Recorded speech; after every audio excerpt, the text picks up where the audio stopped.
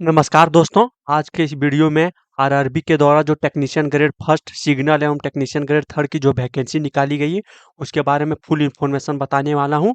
पूरी इन्फॉर्मेशन बताऊंगा, इसलिए वीडियो को स्किप मत करना। शुरू से अंत तक बताऊंगा, इसलिए वीडियो को जरूर देखें। अब मैं नोटिफिकेशन की ओर आ गया हूँ। सबसे पहले आवेदन प्रारंभ होने की तिथि जो है 9/3/2024 से स्टार्ट हो जानी 9 मार्च से स्टार्ट हो जाएगी। और जमा करने की अंतिम तिथि जो है शुल्क के भुगतान सहित आवेदन जमा करने की अंतिम तिथि 8 अप्रैल तक है। ठीक है। और आवेदन शुल्क के भुगतान के साथ साथ आवेदन पत्र में यदि सुधार के लिए करेक्शन विंडो जो ओपन होगी वो 9/4 से 18/4 तक स्टार्ट होगी। लेकिन याद रखें दोस्तों कि आरआरबी को संशोधित नहीं किया जा सकता है। ठीक है। अब देख लेते हैं टेक्नीशियन ग्रेड फर्स्ट सिग्नल का जो वेतन मिलेगा स्तर 5 का वेतन मिलेगा। ठीक है। 29,200 मिलेगा। चिकित्सा मानक B1 रहेगा, जो नीचे बताया गया वो मैं अभी बताऊंगा। और एज जो दिया गया 1836 वर्ष दिया गया है। ये जनरल के लिए 1836 वर्ष इसमें इंक्लूड है। जनरल के लिए है लेकिन इसमें इंक्लूड है एज रिलैक्सेशन। 3 वर्ष का एज रिलैक्सेशन दिया गया जनरल वालों के लिए। 1836 वर्ष एज जो है 1/7/2024 तक काउंट होगा। 1/7/2024 के अनुसार काउंट होगा। सीट की संख्या जो है 1092 है। ठीक है। टेक्नीशियन ग्रेड थर्ड की जो पोस्ट है वो 8,052 पोस्ट है। पेमेंट जो मिलेगा 19,900 मिलेगा। ठीक है। स्तर 2 का पेमेंट मिलेगा। इसका भी चिकित्सा मानक नीचे दिया गया, वो बताऊंगा अभी। और ये आयु जो है ये जो है 1/7/2024 तक आपका 18 से 33 वर्ष के बीच होगा। इसमें एज रिलैक्सेशन दिया गया, यहाँ लिखा भी गया कि इसमें कोविड-19 महामारी के कारण एक बार के उपाय के रूप में निर्धारित आयु सीमा में अधिक 3 वर्ष की छूट शामिल है। यानी 1836 वर्ष टेक्नीशियन ग्रेड 1 सिग्नल और टेक्नीशियन ग्रेड थर्ड का 1833 वर्ष दिया गया है। ठीक है। ये जनरल के लिए एज है। नीचे SC ST OBC कैंडिडेट के लिए, एक्स सर्विसमैन के लिए और आयु में और छूट दी गई, वो नीचे भी बताऊंगा मैं। अब यहाँ देख लेते हैं कि उम्मीदवार को यह सुनिश्चित करना होगा कि वे CEN के अनुसार आवेदन जमा करने की अंतिम तिथि तक या उससे पहले पद के सभी निर्धारित शैक्षिक और तकनीकी योग्यताएं पूरी करते हैं। मतलब अपना शैक्षिक और योग्यताएं जो पूरी करते हैं, इसमें अपेयरिंग कैंडिडेट को भरने के लिए सलाह नहीं दिया गया है। जो कैंडिडेट पास कर दिए उसी के लिए फॉर्म भरने की सलाह दी गई है, नहीं तो फिर आपकी उम्मीदवारी रद्द कर दी जाएगी बाद में। यही लिखा गया है इसमें। अब नीचे आ जाता हूँ दोस्तों। 1/7/2024 तक जो है टेक्नीशियन ग्रेड 1 सिग्नल के लिए 18 से 36 वर्ष है, जबकि टेक्नीशियन ग्रेड थर्ड पदों के लिए 18 से 33 वर्ष ये जनरल के लिए। ठीक है। अब नीचे आ जाता हूँ। यहाँ पे लिखा गया है दोस्तों कि जब करेक्शन विंडो ओपन होगी तो 9/4 से लेकर 18/4 के बीच आप अपना ईमेल आईडी और फ़ोन नंबर तथा जोन को चेंज नहीं कर सकते। और एन चीज़ें यदि आप चेंज करना चाहते हैं तो आपको 250 रुपया देनी पड़ेगी। और 18/4 के बाद आप आरआरबी आवेदन में दी गई जानकारी में संशोधन के लिए किसी भी प्रस्तुति पर विचार नहीं करेगा। ठीक है। नेगेटिव अंक देख लेते हैं कितना है। CBT में नेगेटिव अंक जो प्रत्येक गलत उत्तर के लिए 1/3 होगा। ठीक है। 1/3 होगा, मतलब 3 क्वेश्चन गलत करोगे तो 1 नंबर का, तो 3 क्वेश्चन गलत करोगे तो 1 नंबर काट ली जाएगी। ठीक है। प्रतिबंधित वस्तुएं यहाँ देख ले सकते हो आप, क्या क्या ले जाना अनुमति नहीं होगी परीक्षा हॉल में। ठीक है। ये नोटिफिकेशन की ओर इसमें देख लेते हैं चिकित्सा मानक जो है ये 3 के लिए आपका चिकित्सा मानक क्या होना चाहिए। शारीरिक रूप से हर तरह से फिटनेस होना चाहिए। B1 के लिए जो है ना शारीरिक रूप से हर तरह से फिट होना चाहिए। और B2 के भी शारीरिक रूप से हर तरह से फिट होना चाहिए। आप यहाँ से देख सकते हैं दृष्टि मानक क्या हो सकता है, जिसको आप यहाँ से नोटिफिकेशन को रोक करके आप यहाँ से देख सकते हैं। ठीक है। राष्ट्रीयता और नागरिकता कौन कौन इसको फॉर्म को फिलअप कर सकते हैं, जो भारत का नागरिक हो या तो जो नेपाल का नागरिक हो और जो भूटान का नागरिक हो सो। और वो एक तिब्बत शरणार्थी जो भारत में अस्थायी रूप से बसने के इरादे से 1962 से पहले भारत आया था वो भर सकता है। और भारतीय मूल का व्यक्ति जो भारत में अस्थायी रूप से बसने के इरादे से पाकिस्तान, बर्मा, श्रीलंका, पूर्वी अफ्रीका देश, केन्या, युगांडा, संयुक्त गणराज्य, तंजानिया, जाम्बिया, मलावी जैसे और इथोपिया और वियतनाम से आया हो वो फॉर्म फिलअप कर सकते हैं। और बशर्ते कि उपरोक्त श्रेणी 2, 3, 4 और 5 से संबंधित उम्मीदवारी वह व्यक्ति होगा जिसके पक्ष में भारत सरकार द्वारा मान्यता प्रमाण पत्र जारी किया गया। यानी नेपाल का नागरिक, भूटान का नागरिक और तिब्बत शरणार्थी और पाकिस्तान, बर्मा, श्रीलंका आदि देशों से जो आए हैं, वियतनाम से, उनके पक्ष में भारत सरकार यदि प्रमाण पत्र जारी किए हैं वो फॉर्म फिलअप कर सकते हैं। ठीक है। और जिस उम्मीदवार के मामले में पात्रता का प्रमाण पत्र आवश्यक उसे अंतिम रूप से परीक्षा में शामिल किया जा सकता है। हालांकि भारत सरकार द्वारा जारी पात्रता प्रमाण पत्र दस्तावेज सत्यापन के दौरान प्रस्तुत करना होगा, डॉक्यूमेंट्स वेरिफिकेशन के समय प्रस्तुत करना होगा, अन्यथा उसकी उम्मीदवारी रद्द कर दी जाएगी। ठीक है। अब बेस सीमा देख लेते हैं दोस्तों। टेक्नीशियन ग्रेड फर्स्ट सिग्नल के लिए जो था, पहले जो था 1833 साल था, लेकिन अब उसको 1836 साल कर दिया गया जनरल वालों के लिए। ठीक है। टेक्नीशियन ग्रेड थर्ड जो पहले 1830 वर्ष था, अब उसको 1833 वर्ष कर दिया गया, क्योंकि कोविड-19 महामारी के कारण। ठीक है।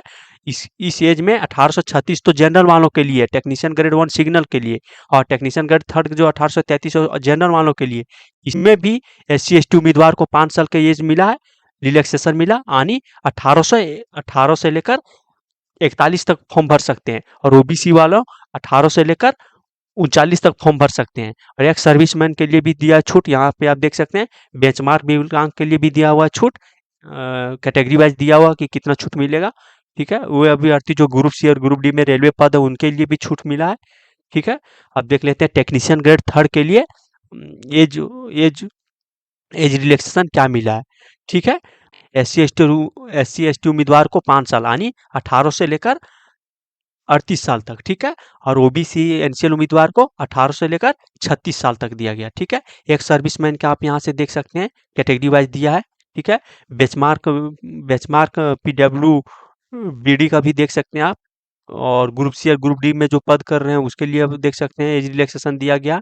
महिला उम्मीदवार जो विधवा है उनके लिए भी दिया गया है। ठीक है। कैटेगरी वाइज दिया है कि कितना साल रिलैक्सेशन मिलेगा। ठीक है। ये आप देख सकते हैं वीडियो को रोक करके। ठीक है। अब नीचे आ जाते हैं दोस्तों।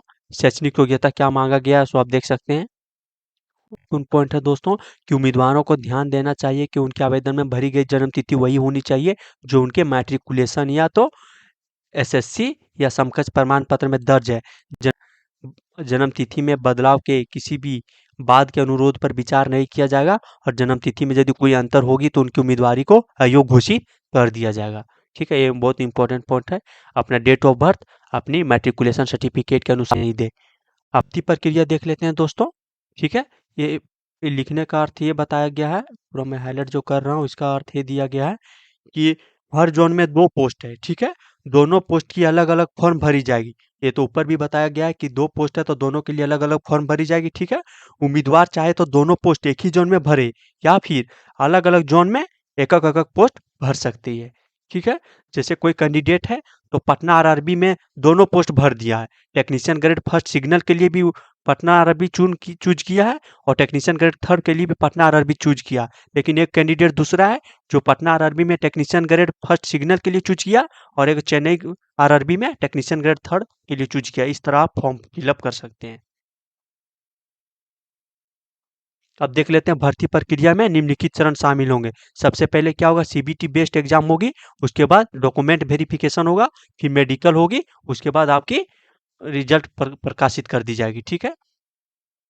उसके बाद देख लेते हैं वेतन स्तर पोस्ट 5 पानी टेक्नीशियन ग्रेड वर्ड सिग्नल के लिए CBT का पैटर्न एवं पाठ्यक्रम। तो सबसे जरूरी चीज होता है उसका सिलेबस क्या है। तो टेक्नीशियन ग्रेड फर्स्ट सिग्नल के लिए सिलेबस क्या है, कुल अवधि 90 मिनट रहेगी, कुल पर्सन 100% रहेगी, प्रत्येक गलत उत्तर के लिए 1/3 अंक की दर से नेगेटिव अंक का अंकन किया जाएगा। ठीक है। कई पारियों में आयोजित CBT के लिए मार्क्स का सामान्यीकरण किया जाएगा, यानी नॉर्मलाइज्ड किया जाएगा। ठीक है। उसके बाद पात्रता के लिए न्यूनतम 5% चाहिए, जैसे मिनिमम क्वालिफाइंग परसेंटेज मार्क्स चाहिए। जैसे अनरिजर्व के लिए RWS के लिए 40%। ठीक है। OBC NCL के लिए 30%, SC के लिए 30%, ST के लिए 25%। कमी होने पर PW उम्मीदवारों के लिए इन प्रतिशत में 2% की छूट दी जा सकती है। ठीक है। PWBD उम्मीदवारों को 2% की छूट दी जा सकती है। ठीक है। उसके बाद देख लेते हैं टेक्नीशियन ग्रेड फर्स्ट सिग्नल के CBT के सिलेबस क्या रहेंगे। सभी क्वेश्चन जो रहेगा मल्टीपल टाइप क्वेश्चन रहेंगे। ठीक है। और उसके 4 ऑप्शन रहेंगे। सिलेबस क्या रहेगा शॉर्ट में, टेक्नीशियन ग्रेड फर्स्ट सिग्नल के लिए CBT के लिए पर्सनल अंकों के संभावित विषयवार ब्रेकअप दिया गया। जैसे GK GS से रहेगा 10% रहेगा। ठीक है। रीजनिंग से रहेगा 15 क्वेश्चन। ठीक है। कंप्यूटर से रहेगा 20 क्वेश्चन। ठीक है। और मैथ से रहेगा 20 क्वेश्चन। ठीक है। और विज्ञान एवं इंजीनियरिंग से बेसिक विज्ञान एवं इंजीनियरिंग से रहेगा 35 क्वेश्चन। कुल क्वेश्चन कितना हो जाएगा 100 नंबर का, और प्रत्येक नंबर के लिए प्रत्येक क्वेश्चन 1 मार्क्स का रहेगा, यानी 100 क्वेश्चन 100 मार्क्स का रहेगा, ठीक है। और टाइम कितना दिया जाएगा 90 मिनट लिखा दिया जाएगा, ठीक है। और पीडब्ल्यूबीडी उम्मीदवार के लिए 30 मिनट का अतिरिक्त समय दिया जाएगा, ठीक है। देख लेते हैं दोस्तों टेक्नीशियन ग्रेड थर्ड के जो पदों के लिए सीबीटी का पैटर्न एवं सिलेबस क्या है। कुल अवधि 90 मिनट रहेगा, इसमें भी कुल प्रश्न 100 रहेगा। प्रत्येक गलत उत्तर के लिए 1/3 अंक की दर से नेगेटिव कर लिया जाएगा आपका, मतलब 3 को क्वेश्चन गलत करोगे तो 1 क्वेश्चन काट ली जाएगी। और कई पारियों में आयोजित सीबीटी के अंकों का नॉर्मलाइज्ड किया जाएगा, ठीक है। और मिनिमम क्वालिफाइंग नंबर रखी गई परसेंटेज में, ठीक है। अनरिजर्व के लिए ईडब्ल्यूएस के लिए कितना रखी गई है 40%, ओबीसी एनसीएल के लिए कितनी रखी गई है 30%, एससी के लिए कितना रखा गया 30%, एसटी के लिए 25%, और पीडब्ल्यूबीडी उम्मीदवार के लिए 2% की छूट दी जा सकती है कमी होने पर, ठीक है। कैंडिडेट में जब कमी होगी तो उसको 2% की छूट दी जाएगी। अब इसका सिलेबस देख लेते हैं दोस्तों, क्या है सिलेबस। मैथ से रहेगी 25 क्वेश्चन, ठीक है। रीजनिंग से रहेगी 25 क्वेश्चन, ठीक है। सामान्य विज्ञान से रहेगी 40 क्वेश्चन, सबसे ज़्यादा पोर्शन सबसे ज़्यादा क्वेश्चन रहेगी सामान्य विज्ञान से 40 क्वेश्चन, किसमें टेक्नीशियन ग्रेड थर्ड में। और सामान्य जागरूकता यानी जीके जीएस से रहेगी 10 क्वेश्चन, कुल 100 क्वेश्चन रहेगी, मार्क्स रहेगी 100, और अवधि जो है 90 मिनट दिया जाएगा, और 30 मिनट का अतिरिक्त समय दिया जाएगा किसको पीडब्ल्यूबीडी कैंडिडेट को, ठीक है। और देख लेते हैं डॉक्यूमेंट्स वेरिफिकेशन के बारे में बता देता हूँ दोस्तों, कि उम्मीदवार को संबंधित वेतन स्तर के लिए सीबीटी में उनके अंकों और योग्यता के आधार पर दस्तावेज सत्यापन के लिए शॉर्टलिस्ट किया जाएगा, और शॉर्टलिस्ट किए गए उम्मीदवारों की संख्या रिक्तियों की संख्या के बराबर होगी। उतना ही कैंडिडेट को शॉर्टलिस्ट किया जाएगा डॉक्यूमेंट वेरिफिकेशन के बाद, जितना कि कैंडिडेट जितना पद खाली है, ठीक है। और यदि 2 या 2 से अधिक उम्मीदवार समान अंक प्राप्त करते हैं तो उनकी योग्यता एज के अनुसार निर्धारित की जाएगी, यानी बड़े उम्मीदवार को युवा उम्मीदवार की तुलना में अधिक योग्यता दी जाएगी, ठीक है।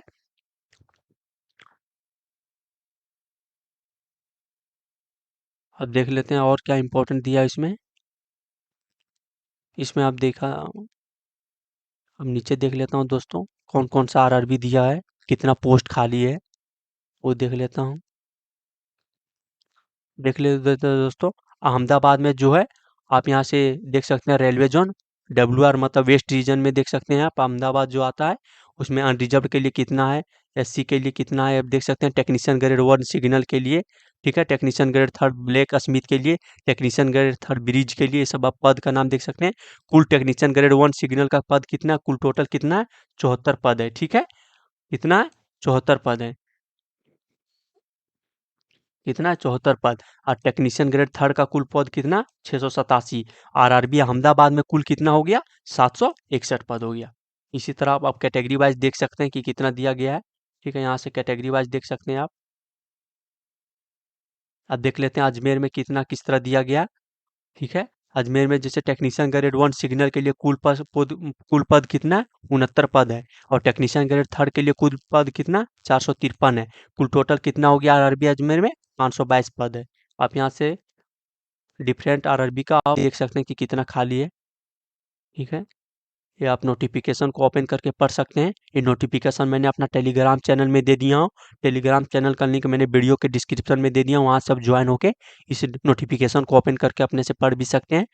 यदि वीडियो इन्फॉर्मेटिव लगा होगा तो लाइक करें, सब्सक्राइब करें और दोस्तों के बीच शेयर करें। मिलते हैं जल्द एक नई वीडियो के साथ। वीडियो देखने के लिए आप सभी का बहुत बहुत धन्यवाद।